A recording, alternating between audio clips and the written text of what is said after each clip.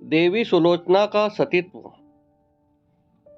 सुलोचना नागों के राजा शेषनाग और देवी नागलक्ष्मी की पुत्री तथा लंका के राजा रावण के पुत्र इंद्रजित मेघनाद की पत्नी थी।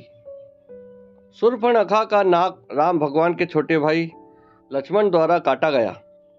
इस बात का बदला लेने के लिए शूर्पणखा ने भाई रावण ने भगवान राम की पत्नी सीता का हरण कर लिया। सीता माता को रावण के कैद से मुक्त कराने के लिए प्रभु राम लंका पहुंचे और वहां उन्होंने रावण से युद्ध किया। इसी दौरान लक्ष्मण के द्वारा मेघनाद का वध हो गया। मेघनाद वध के बाद मेघनाद का हाथ सुलोचना के समक्ष आकर गिरा।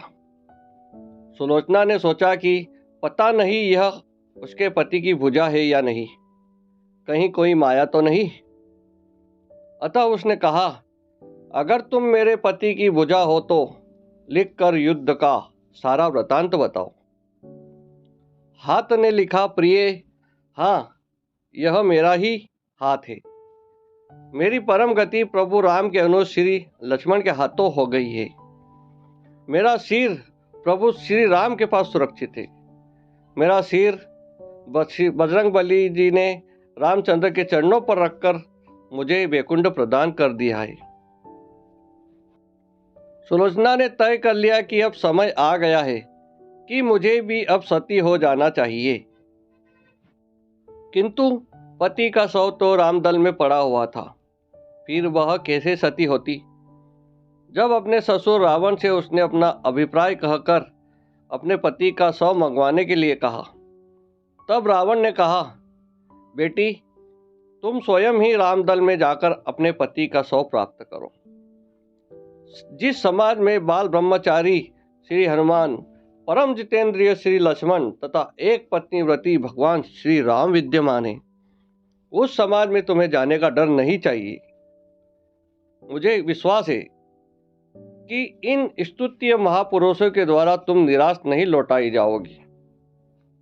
जब रावण सुलोचना से ये बातें कह रहा था, उस समय कुछ मंत्री भी उसके पास बैठे सभी बातें सुन रहे थे। उन लोगों ने रावण से कहा,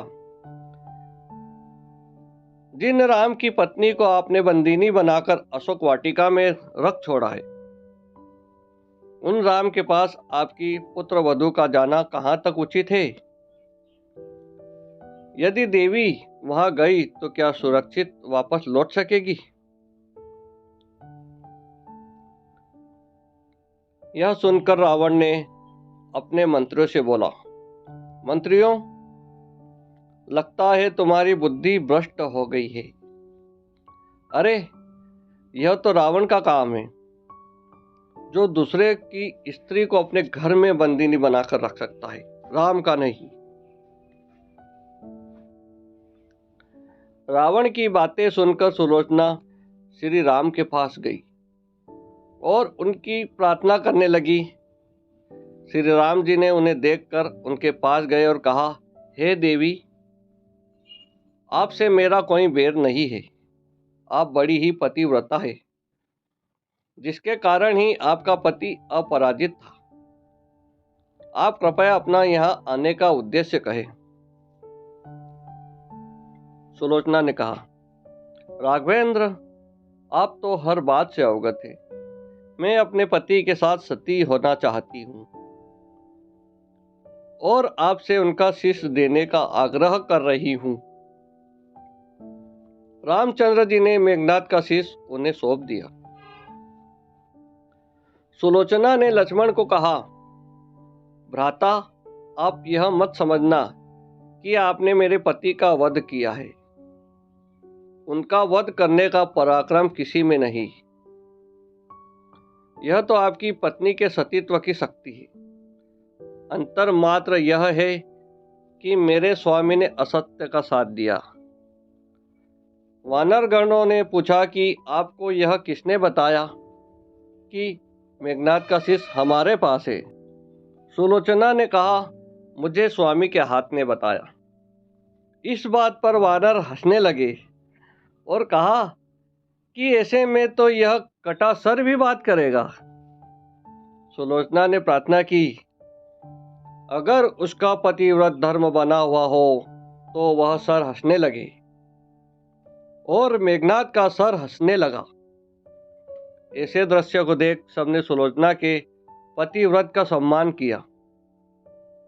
सुलोचना ने चंदन की सैया पर अपने पति के शीश को गोद में रखकर अपनी आहुति दे दी। जय श्री सती माता, सुलोचना माता देवी। यही तो सतीव्रत की कथा। अगर आपको यह कहानी या कथा अच्छी लगी हो तो चैनल को लाइक, शेयर और सब्सक्राइब जरूर करें। धन्यवाद, धन्यवाद, धन्यवाद।